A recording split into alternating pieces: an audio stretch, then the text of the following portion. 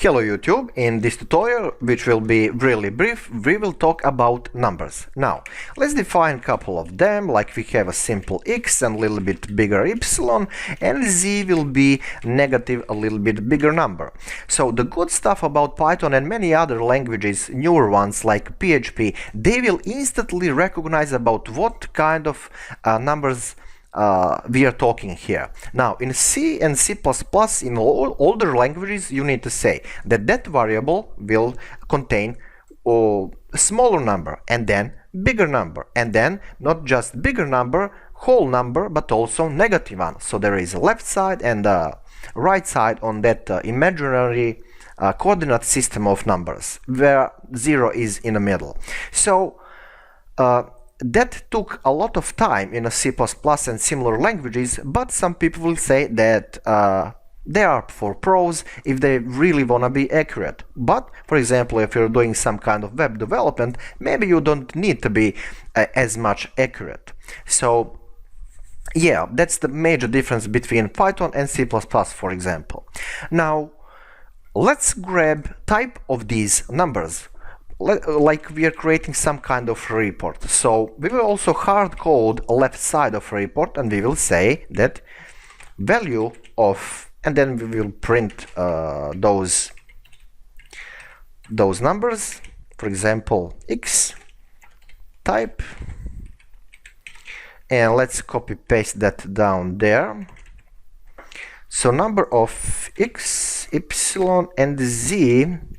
And we also need to change this right here to get corresponding correct results. So now when I run this really simple report, I will get, CLS, I will get this result. So what that means is that every time when you see int here, which means integer, we are talking about whole numbers. It's not important if they are positive, negative, and how big they are. They're just whole numbers. So what if you change this to decimal, like 0, 0, or 0, 1, 2, 3, whatever, or even bigger number? Well, maybe that's too big. So then what? What kind of result we will get here? Now the result will be float. See, it's not important because we are having 0 here, and how many of them. The moment when we put dot and then something after, the Python will recognize it. It will use that variable as a float, as a decimal, basically. So, of course, when you are doing mathematical calculations, that means a lot. For example, let me explain. So, print, for example, x plus x, and the result will be down there 10 with 0. And even if you have two variables where one is decimal, the result will be in decimal. So let's say, for example, x1, and that will be like a 10. So x plus x1 will be 10.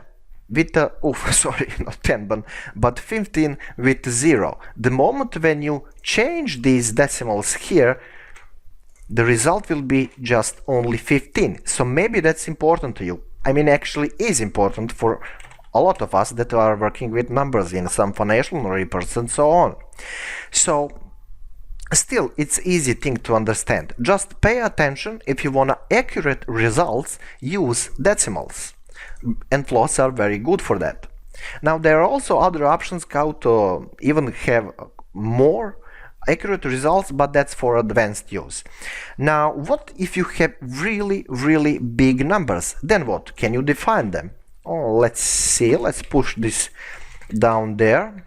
For example, we will put out of service everything here, you know, just to simplify things. So what if we wanna have in a mathematics in primary and high school, you probably learned that how to write that in mathematics, like 5 times 10, for example, on 1, 2, 3. So how to do that in a Python? X equals, very simple, similar to mathematics in a school, 5 small e and not 10 and then just 1, 2, 3. This smaller e means just times 10. So it's like a shortcut. So if you print Rx now, the result will be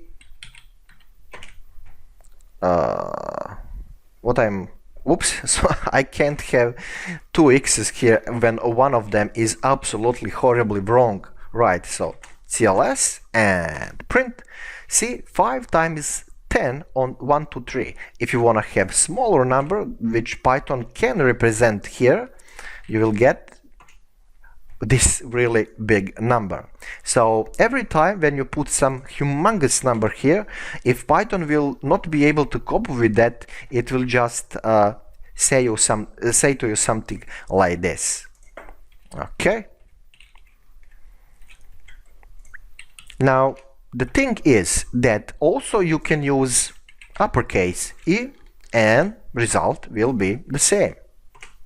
See? So what is the type of this number? Let's see.